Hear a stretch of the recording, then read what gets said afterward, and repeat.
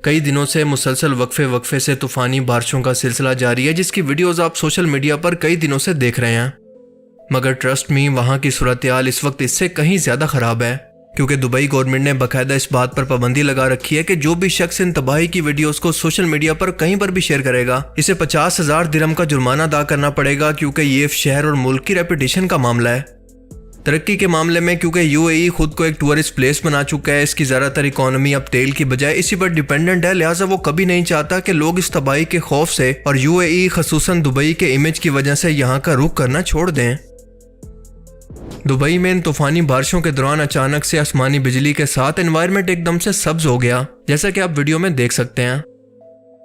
ये बहुत ही rare phenomena है जो कि बहुत ही कम देखने को मिलता है, जैसे किसी साइंस फिक्शन फिल्म का कोई सीन हो। इसे सबूत बनाकर बहुत से लोगों ने इस मुल्क पर हार्प टेक्नोलॉजी के इस्तेमाल का इल्ज़ाम लगाया कि किसी दुश्मन मुल्क ने यह तबाही जानबूझकर यूएई से बदला लेने के लिए भेजी है। लेकिन सवाल अस्सलाम वालेकुम दोस्तों, मेरा नाम है मोहम्मद इकराम और आप देख रहे हैं इकराम रिएक्शन। दोस्तों, आज की वीडियो काफ़ी इंपॉर्टेंट और काफ़ी इंटरेस्टिंग होने वाला है। आज की इस वीडियो पर हम लोग रिएक्शन देंगे कि दुबई पे अभी क्या हो रहा है, क्या चल रहा है दुबई पर। दुबई में कितना तूफानी बारिश हुआ, ये सोशल मीडिया के जरिए तमाम दुनिया के लोग जानते हैं और आप लोग भी कहीं ना कहीं ज़रूर देखे होंगे कि दुबई में क्या चल रहा है और अभी क्या हो रहा है। ये शायद आप लोगों को पता नहीं होगा, क्योंकि दुबई के जो गवर्नमेंट है वो रोक रखा है ये वीडियो शूट करने की। अगर वीडियो शूट किया तो 40 या 50,000 का जुर्माना लग भी सकता है।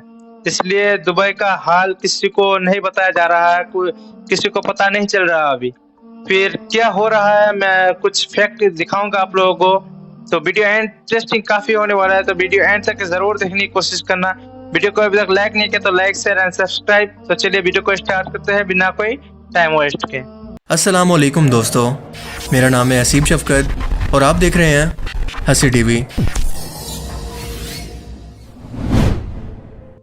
कई दिनों से मुसलसल वक्फे से तूफानी बारिशों का सिलसिला जारी है, जिसकी वीडियोस आप सोशल मीडिया पर कई दिनों से देख रहे हैं।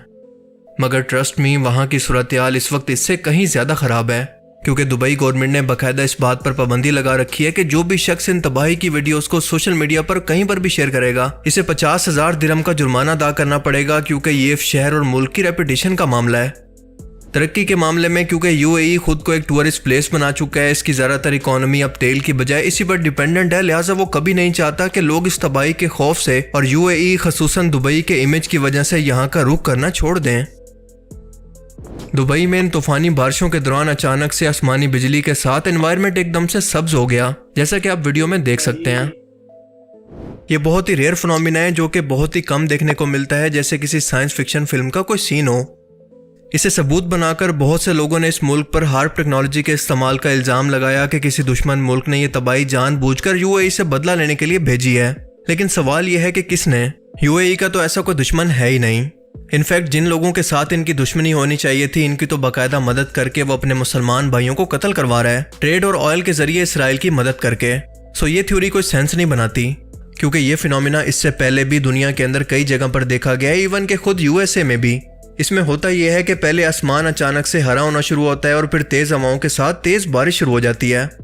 इस दौरान हवा के अंदर नमी इस कदर ज़्यादा हो जाती है कि बाकी तमाम लाइट पार्टिकल्स हट जाते हैं और सिर्फ ब्लू लाइट के पार्टिकल बाकी रह जाते हैं, जिन पर जब सूरज की रोशनी पड़ती है तो शाम के वक्त आसमान हरा हो जाता है, जो कि काफ़ी डरावना भी लगता है। इन्हीं तूफानी बारिशों की वजह से यूएई को अब तक अरबों डॉलर का नुकसान हो चुका है, जो कि दुनिया को बताया नहीं गया और इसकी असल कैलकुलेशन भी अभी आना बाकी है।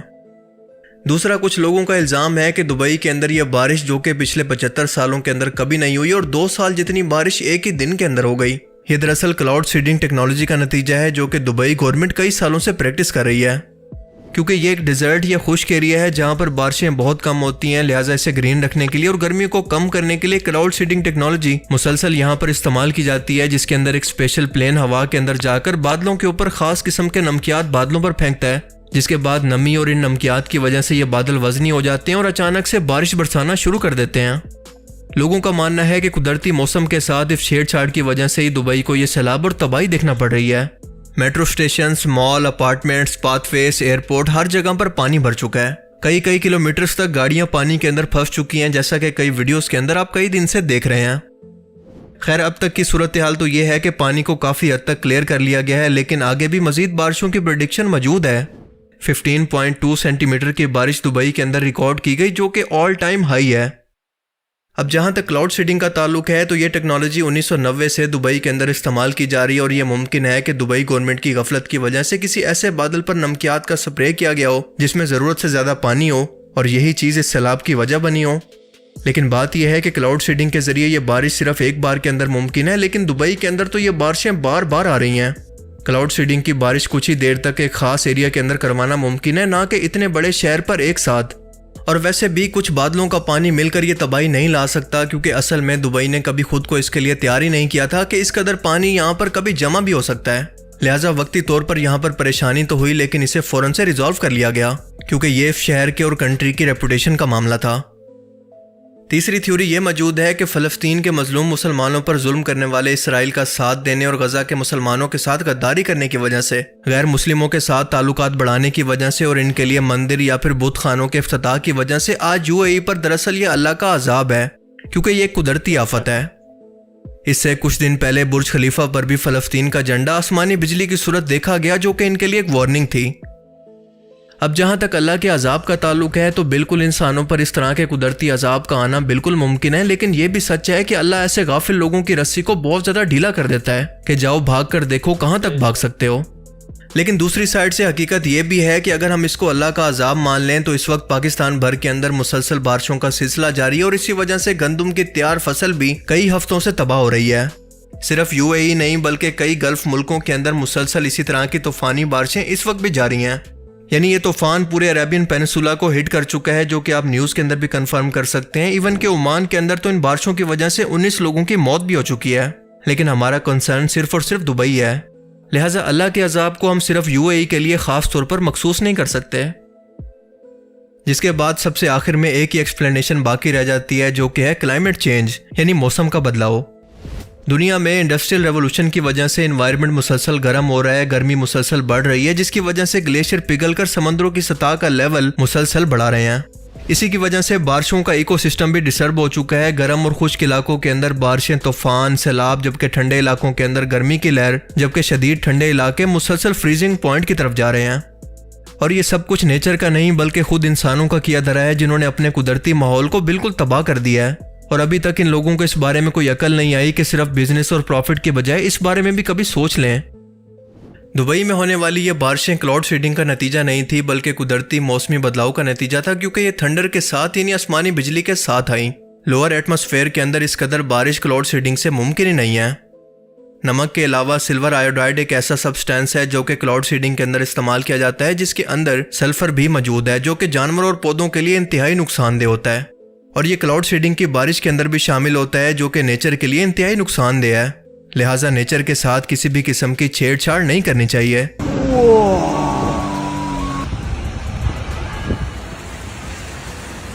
नेचर ने हमें ये सब कुछ दिया था।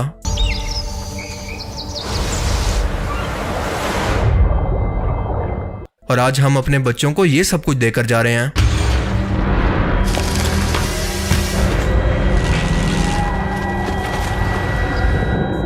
ग्लोबल वार्मिंग और क्लाइमेट चेंज एक रियलिटी है, एक हकीकत है, जिसके बारे में सब दुनिया के मुल्कों को मिल बैठकर सोचना होगा, अगर इन्हें जंगों और एक दूसरे को तबाह करने की सियासत से फुर्सत मिल जाए तो।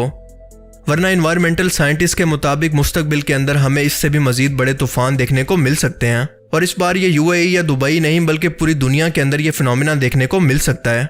लिहाजा ये किसी एक मुल्क का नहीं बल्कि पूरी दुनिया का मसला है, और इस पर पूरी दुनिया के मुल्कों को मिलकर बैठना होगा, और तभी ये इसका कोई सोल्यूशन निकाल पाएंगे। बाकी आप इस बारे में क्या सोचते हैं, अपनी कीमती राय का इज़हार कमेंट सेक्शन में ज़रूर करें। I will see you in the next video. अपना बहुत सारा ख्याल रखिएगा। Thanks for watching this video. Allah Hafiz. Hello boss, salam alaikum. Me today no come job no coming today. Me water too much, road, water too much, water, yes.